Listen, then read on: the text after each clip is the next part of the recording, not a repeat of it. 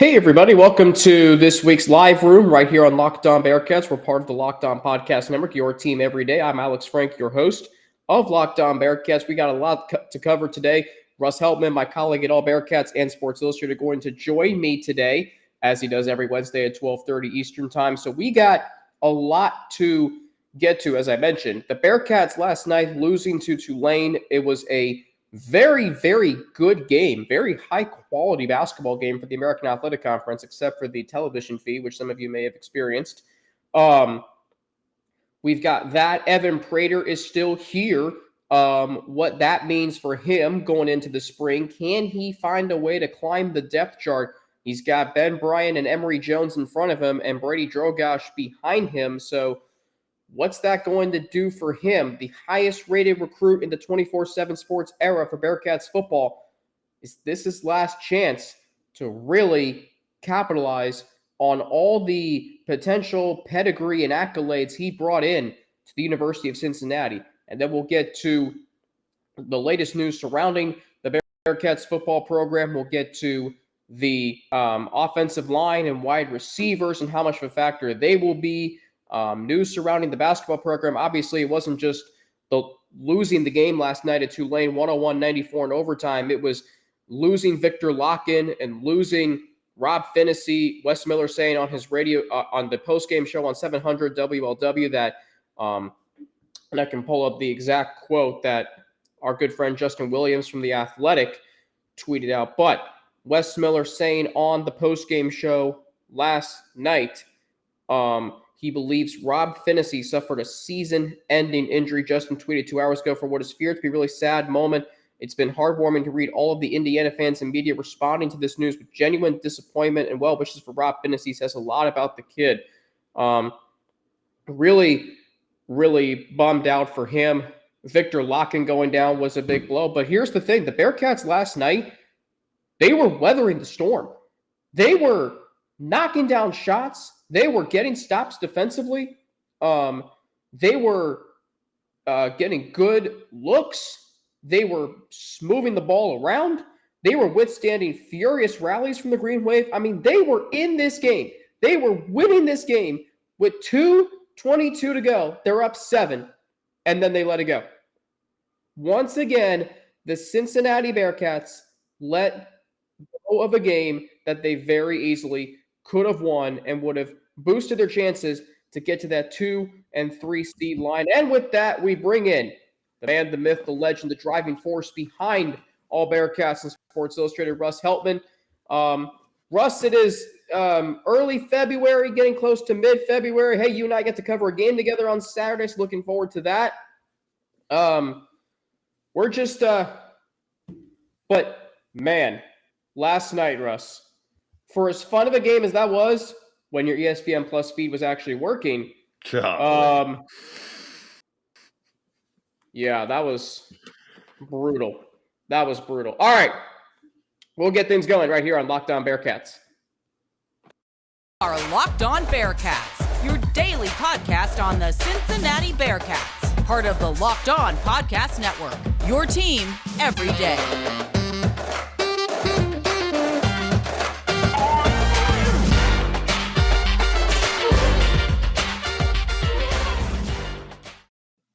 Well, it's Wednesday, February 8th. If you're listening to this live, the podcast form, for those of you who missed our live room, and that's okay, it's Thursday, February 9th. It's Locked On Bearcats, and today's episode is brought to you by FanDuel Sportsbook, the official sportsbook of Locked On. Make every moment more. Visit FanDuel.com/LockedOn today to get started. I'm Alex Frank, your host of Locked On Bearcats. Russ Heltman is my colleague at AllBearcats and Sports Illustrated. And Russ, here we go again. The Bearcats last week took 2 steps forward. They played really well against Tulsa. They closed the deal against Central Florida, but then last night, up 7 with 2:22 to go, they let Tulane climb back to tie the game. David DeJulius played that last possession like he had the whole half of basketball to play, as one of my friends texted me yesterday during the game. And then overtime, the Bearcats tied it at 89, and that was as close as they would get, losing a heartbreaker 101-94 in New Orleans, dropping to 16-9, 7-5 on the season. Russ, how disappointing of a loss is this? It's easily the most disappointing of the season, and it's another reality check for this program, especially when you add in the fact that Victor Lawkins sustained an injury that seemed minor, according to Wes Miller after the game, but we don't have a firm kind of diagnosis on that just yet. And then Ralph Fennessy. I mean, it's just so awful, man. 2 games back from that broken foot, I think it was, gets all the way back from that injury, and then goes down with what Wes Miller said after the game is not confirmed, but they're fearful it's going to be a serious and season-ending injury. So it's a gut punch, to say the least, on top of the fact that the scoreboard is that disappointing. You're up by 7 at one point. You're up by 13 or late in the first half.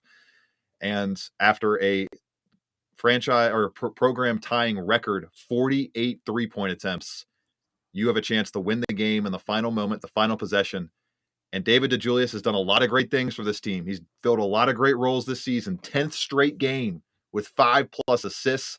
That's second nationally going into the contest against Tulane. Might be the number 1 mark in the country at this point, but they needed one more from him in that moment, or they needed a better shot selection. Because, Alex, I texted you right there and then and there. It felt like that was the game.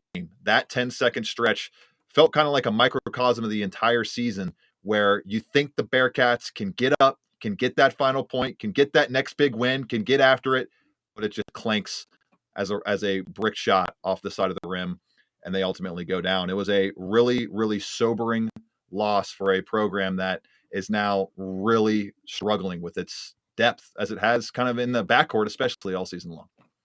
It's a sobering loss, and I just think about what could have been. I think about what could have been where the Bearcats, if they win last night without Lock-in, without Fennessy, we're talking about a team that's resilient, that took another step forward. Instead, we're talking about the same old song and dance. You take 2 steps forward and now a step back. And I just look at, even though the Bearcats, I thought, played well enough to win the game. I mean, just look at some of these numbers. The Bearcats still only shot 37.3% from the floor, 3 of 11 in overtime, 17 of 48 from 3, which 35.4% isn't terrible, but it's not the best either.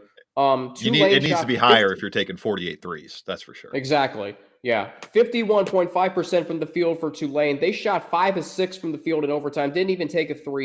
25 of 29 from the line. And then just look at their 3 best players, Jalen Cook, Kevin Cross, Jalen Forbes. 27 for both Cook and Cross, 24 for Forbes. That's 78 combined points. Cook with 14 assists, Cross with 15 rebounds, Forbes with 7 rebounds. I mean, this, and Tulane only played 8 players in this game. I mean, every time you think the Bearcats are going to turn a corner, they let one get away. And this is the second straight game, Russ, that they've had a second straight road game. They've had a 13-point lead on the road, and they could not sustain it. Yep. And I talked about it, really hammered it home in my preview. This Tulane team, one of the top 50 offenses in the country, one of the top 35 2-point offenses in the entire country. UC did a fantastic job in the first half, forcing them into kind of longer 2-point range shots, forcing them into 3-point attempts, not letting them get to the free throw line. This is one of the 25 best free throw shooting teams in the country as well in terms of volume and percentage. Alex, that all went out the window in the second half. They went a combined 22 of 31 inside the 3-point arc. Tulane did in those 2 frames, counting overtime and the second half. They were getting layup line after layup line. Kevin Cross brought the pain early in the first half and kept bringing the physicality to an undermanned Cincinnati front court in the second half. It just was rapping, knocking on the door until finally they blew it wide open in terms of paint points in the final 10 minutes. Kevin Cross was fantastic in this one. Jalen Cook started getting in his bag late in the game in terms of his pick and roll acumen with Cross. And then Jalen Forbes was a fantastic kind of sprinkling cherry on top aspect of the offense for Tulane. First time this year that UC has allowed 24 plus points to 3 players in the same game, in a game where they tied their season record for threes made. It ultimately didn't matter because they could not stop Tulane from getting what they wanted in the paint. And that's how this Tulane team has beaten UC twice in the past 2 seasons after winning once against them, I believe, in AAC play before that. It is It is a different Green Wave team, and we saw that in full force, Alex, when we were able to see it on the ESPN Plus broadcast Yeah, from Ron Hunter and that atmosphere. I mean, real quick aside here, that was the biggest disgrace of a broadcast I've ever seen in my life. From the announcing to the production, it was all an abject disaster. We never got one acknowledgement on the broadcast that anything technically was going wrong from the announcers. It was just a complete, utter disaster all across the board technically, and it added an even more sour taste to a tough loss for Bearcats fans. Dan Horde mentioned this on a radio broadcast several times, that because of the broadcast and the technical difficulties, that the officials couldn't get many angles when it came to replay reviews. And I mean, yeah, let that sink in. So, okay. Are there any moral victories in this game? Because I don't think there are. And I mean, yes, the Bearcats played hard. Yes, they played well. I mean, when they're up 7 with 2:22 to go, Russ, you're thinking what? They're going to find a way to close this out? I had a feeling that they were tracking towards it, maybe, but I never felt too confident. That's why I tweeted out right in that moment that this is winning time. This is crunch time. This is where we're going to see what kind of real team this Bearcat squad has. And I don't really get it, Alex. Some of the decisions to shoot the threes, I think it was 5 or 6 consecutive 3-point misses to close the game while Tulane narrowed down that 7-point lead with a 7-0 run. And a couple of those shots were, I would think, good decisions. They're in the rotation of the offense, but that's the moment where you need a Victor Locken. That's the moment where you need to go to Odio Guama, regardless if he's covered or not. Let him see if he can get after it a little bit there. Hindsight, obviously, 2020, this team in the Bearcats came into this game making the most 3-point shots of any team in the AAC this season. Wes Miller loves the 3. I love the 3. Teams everywhere in the country at all levels of basketball should embrace that shot, but it's a lot like any type of analytical argument, Alex. There's a time and place for everything, and I think last night was the time and place to, even if Odio Guama was going to get swallowed up or double teamed or anything like that, getting 1 or 2 more looks at the basket was obviously what every fan is looking back on now. But hey, I mean, one of those threes goes in, they win the ball game. So I don't know. It's really tough. And it ultimately, I think, came down to the fact that they didn't have Victor Locken in those crunch time winning moments to get those high percentage looks at the rim. Because what's the worst that can happen? If you feed it into Odio Guama and gets to look at the basket, what's the worst that happened? He gets fouled, he goes to the line. Okay, I mean, Odio Guama last night, who was, I thought, fantastic, in place of Victor Locken, he goes for 16 points, 13 rebounds, 6 of 10 from the field, 4 of 6 from the line. So there's a 2/3 chance he makes a free throw every time he shoots a shot from the charity stripe. One more point wins the game. Instead, Russ, the Bearcats had 5 shots after Landers Nolly's 3 to put them up. Was it Nolly? It was either Nolly or Adams Woods to put them up 83-76. The next 5 shots the Bearcats missed, Russ, and they were all 3-point shots. I get it. The 3-point shot was working. It was. But you can't then just fall too in love with it. You don't even go to the basket. And then the last possession. What is David DeJulius doing? You have 10 seconds. You walk the ball up the floor like you have 5 minutes left. And there's nobody there to help him either. There was no help in the backcourt. No one was there. No one was there. And then overtime, you're still jacking up threes. Tulane's getting easy looks at the basket. Yes, you had a chance late. Did Landers Nolly step out of bounds? I don't know. We couldn't even see it because of how bad the broadcast was. Just an abomination of things that happened yesterday. Ugh. It just... If they win this game, you're 17-8, you're 8-4 in the conference, you're feeling really good. Now, here's the thing. Okay, here's the thing. You still have an opportunity to get to that 3-line, 2-line, because if you beat Temple at home and you find a way to beat Memphis on the road, which, I mean, now who knows, that means you go 3-1 against Temple, Tulane, and Memphis. That's pretty good. So there's still a lot left to go. This team has a 3-game stretch coming up that they should win all 3 games, USF, ECU, and UCF. But, I mean, look, there's a time and place, as you say, when to take the 3. And when you're trying to close a game out, if you take too many threes, you run the risk of shooting yourself out of the game and letting the opponent come back into the game. And that's exactly what Tulane did. Courtesy to what, Russ, you said, Tulane's 2-point offense. What is it again? The best in the country? No, it's like, I think they're 36th nationally in 2-point field goal percentage. That's how they make all their hay. Okay, And but they still. don't take a lot of threes, and they get to the free throw line. There's a defined system and way of winning that Ron Hunter has employed at Tulane. The only thing now is if he gets that 2-3 line, you could run the risk of playing Tulane in the semifinals, which could be a track meet, and then you're going to be exhausted when you have to face the physicality of Houston. So major opportunity missed. Is the season over? No. I think there's still a lot of season left to go. I know you said, Russ, the Lockins injury is minor. How long do you expect him, from those you've talked to since last night, how long do you expect him to be out? I'm not confident giving a timeline on that right now. We're going to get it from Wes Miller, and that's who we're going to get the info from. I'm not going to won't report on any injuries here, but the fact that I think a lot of Bearcats fans waking up screaming like this is the end of the season, la la la, like it's all over. We can't even make a run in the AAC tournament now. It didn't necessarily do that with last night's result, because the key thing here, Alex, is Tulane has one more loss overall than Cincinnati.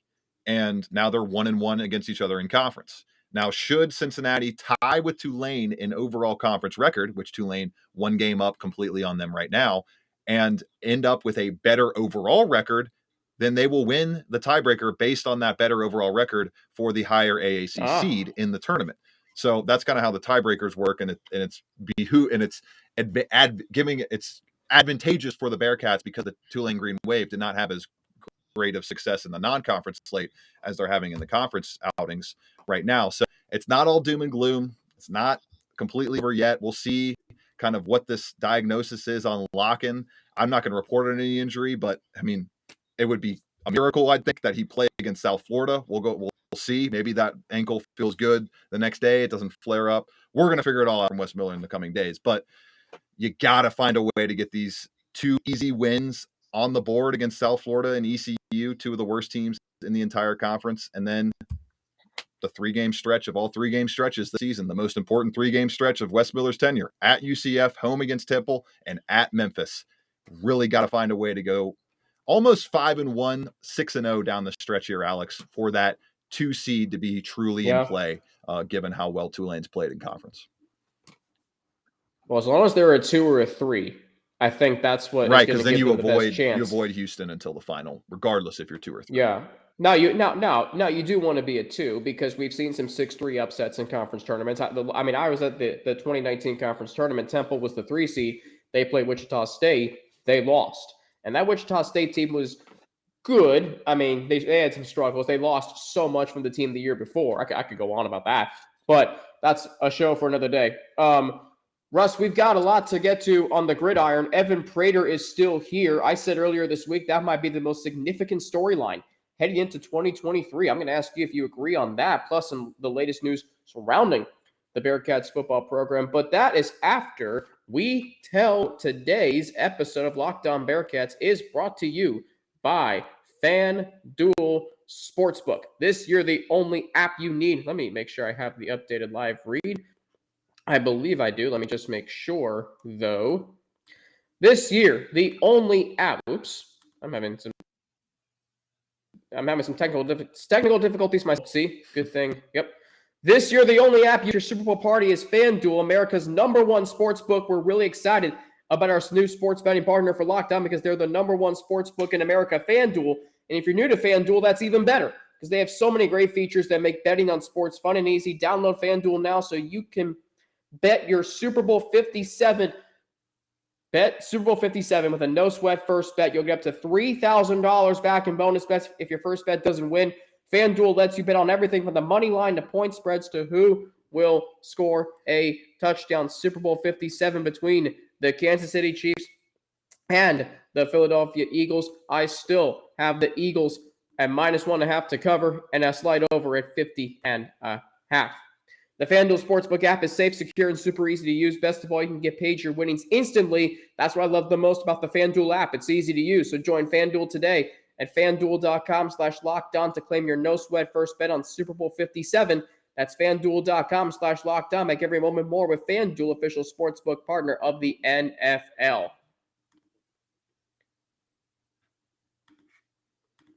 Thanks again for making Locked On Bearcats your first listen every day. Make sure you check out our brand new podcast, Locked On College Basketball. Everything you need to know about college basketball in one place. Plus, hear from big name experts, insiders, coaches, and players. Locked On College Basketball, available on YouTube and wherever you get your podcast. Russ Heltman, my colleague at AllBearcats and Sports Illustrated, joining me today as he does every Wednesday at 12:30 for our weekly live room podcast form. If you're listening to this tomorrow on Thursday, February 9th, your questions and comments in the chat at the end of the show. Russ, Evan Prater still here.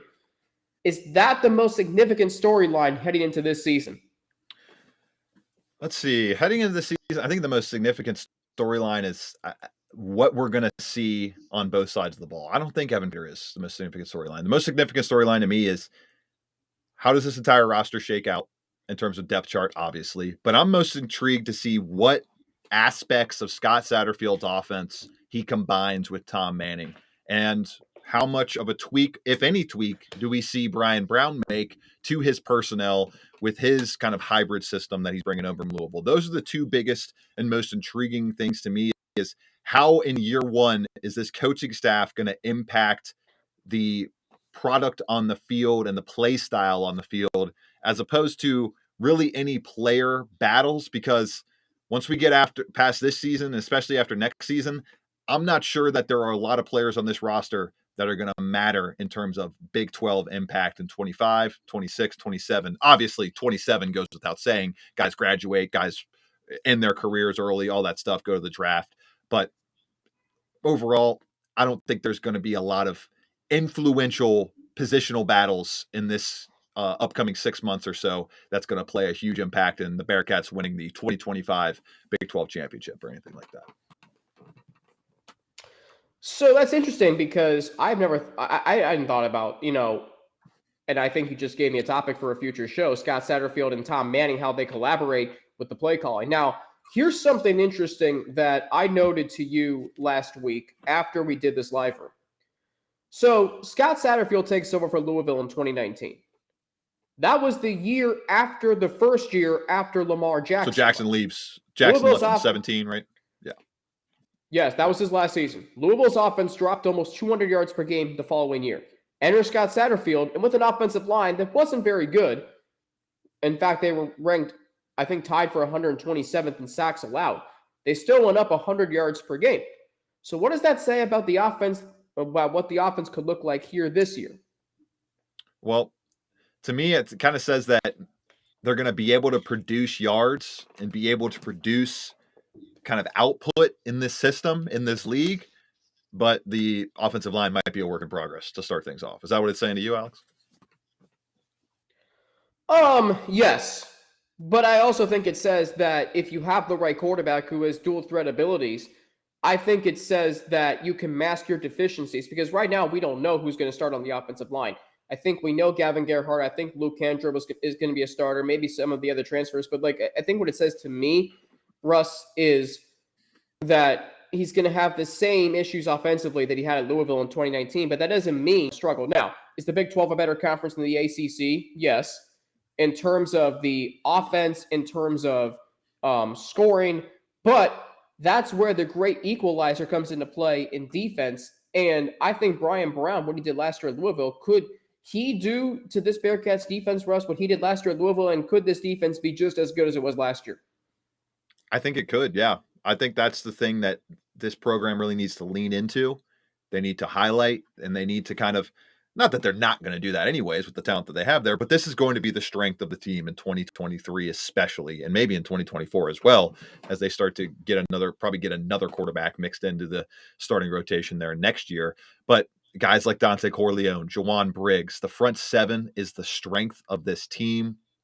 Deshaun Pace returning, he should be great. Daniel Graziak is going to act in that kind of Yasir Abdullah role of a kind of hybrid mostly rushing dependent player getting after the quarterback. He was a top 25 sack artist last year in terms of total sacks posted in college football. So yeah, the Blackcats defense is once again going to be the strength of this team.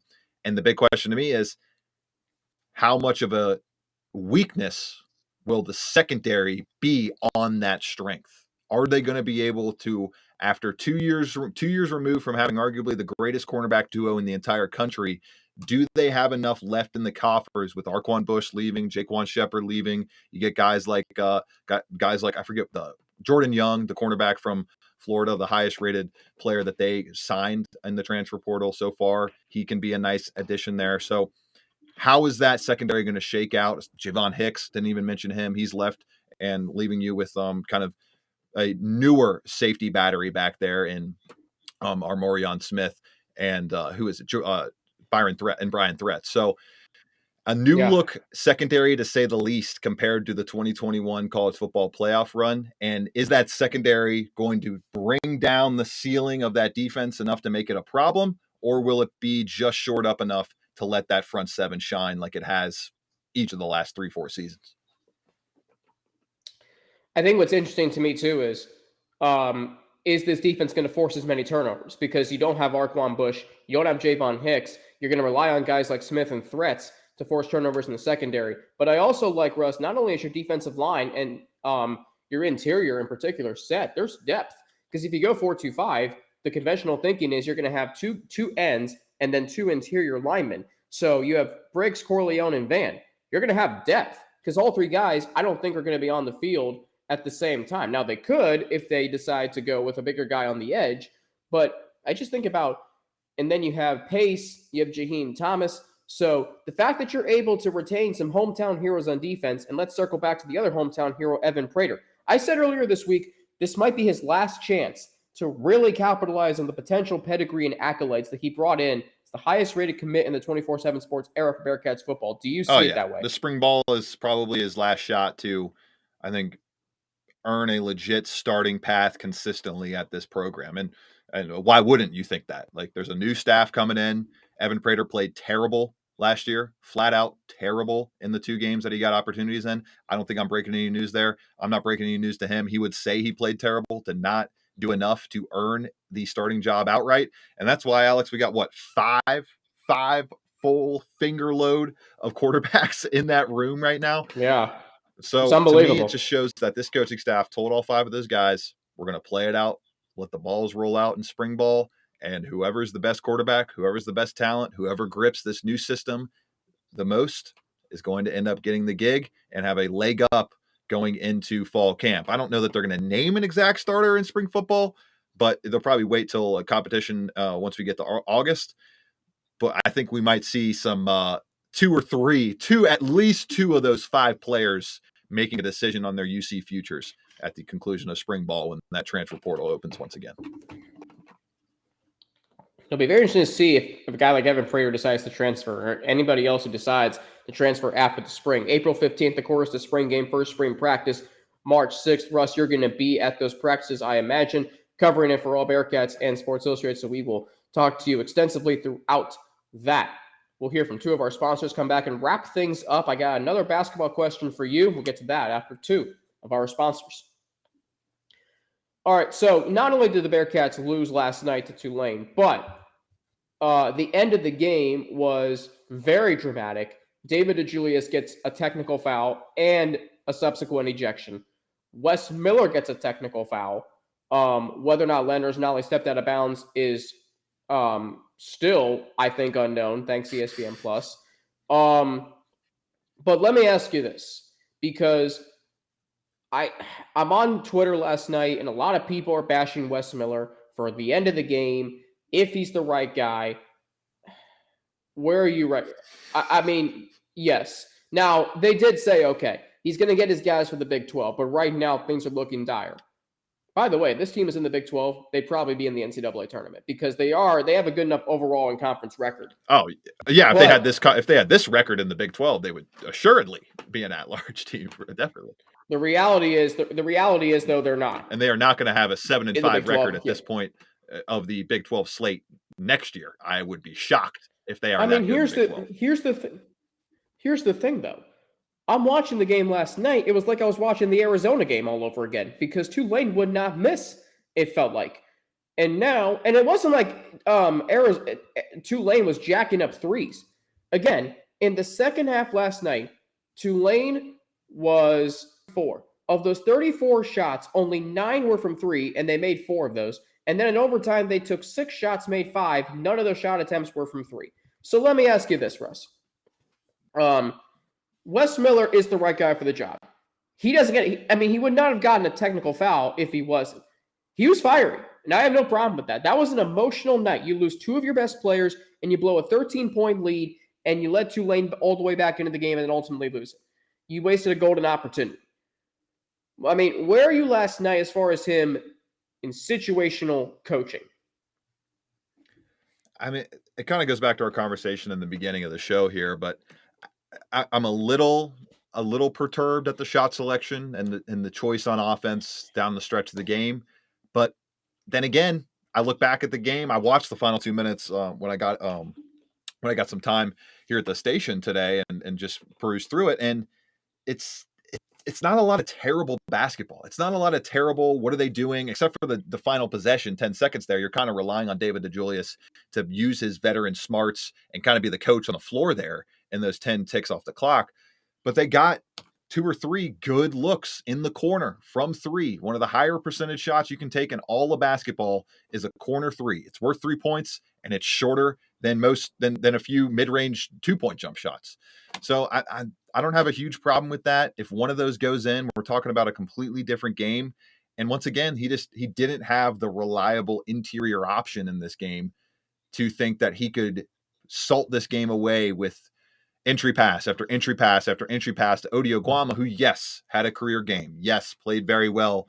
But Bearcats fans know this. Everybody watching this stream right now knows this. Odio Guama has not been a reliable option at any time offensively throughout his entire career. Last night, notwithstanding a 40-minute stretch there. So I didn't see anything last night to make me think that Wes Miller is not the guy. I haven't seen anything this year to make me think that Wes Miller is not the guy. Next year is when the salt meets the earth a little bit. A little bit is a big, big aspect of that because, once again, they're going into the Big 12 in year 3, a year where you're usually expected to take a big leap.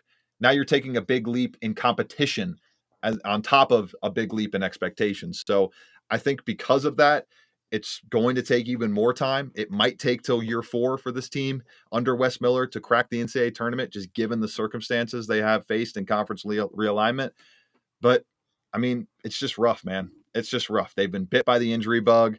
They have just at times throughout the season not had the tie together performances from their top players that you need to have as a coach, because you can't go out there and make the shots yourself. So I get it. Bearcats fans are very frustrated. You should be frustrated. You should expect more from a team with 25 times getting ranked in the final AP poll, 433 weeks total as a ranked team, 33 in appearances, 6 Final Fours, on and on and on.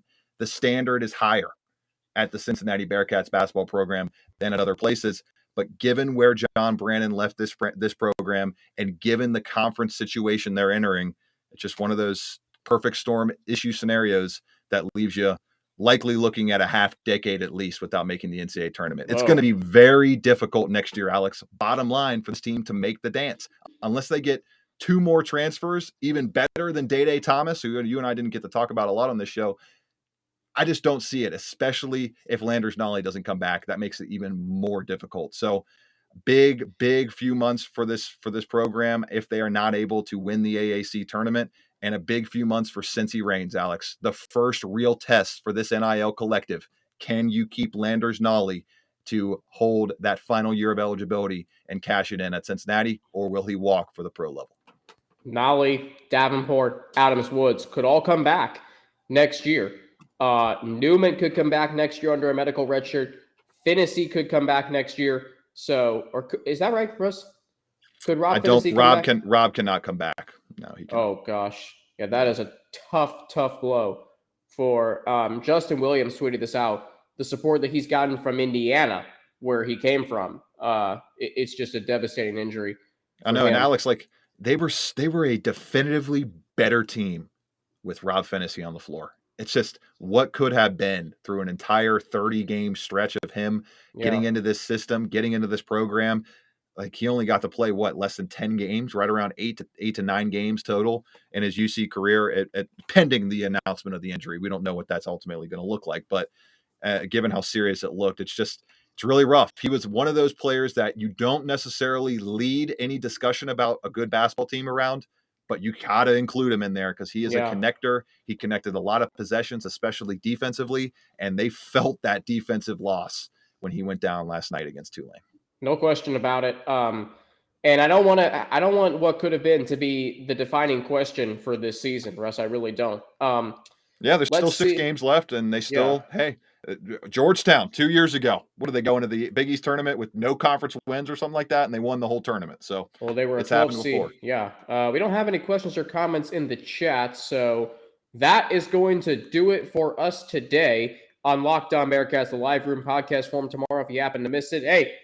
Thanks for making Locked On Bearcats your first listen today. For your second listen, check out our brand new podcast, Locked On College Basketball. Experts Isaac Shade and Andy Patton bring you everything you need to know on and off the court. Plus, hear from big-name experts, coaches, and players throughout the basketball landscape. Locked On College Basketball is available on YouTube and wherever you get your podcast. Russ, thanks as always for joining me today, and I can officially say it. I will see you on Saturday. Yes, sir. Big one on Saturday. Who got on Saturday? Got the East Carolina Pirates coming. Oh, no, South Florida, then ECU. South Florida. So good one. Looking forward to seeing you. Looking forward to seeing everybody at Fifth Third Arena. Russ, I have not covered a single game since this podcast launched in December of 2021. In terms of a basketball or football game? Football or basketball or baseball. I have not covered one single game. Come home to Clifton, Alex. We'll be ready for you on Saturday. Yes, but please don't chuck a can of Skyline chili in front of me, please. You trust me, you don't have to worry about that. I can't guarantee you won't see a chugged can in the arena, but it won't be coming from me. You might, and as we saw on Saturday. All right, we'll end there. Russ Heltman, thank you for joining me today in the live room. Best wishes to you, and I'll see you on Saturday. Yes, sir. Looking forward to it. USF versus UC. The AAC season continues. Have a good everybody.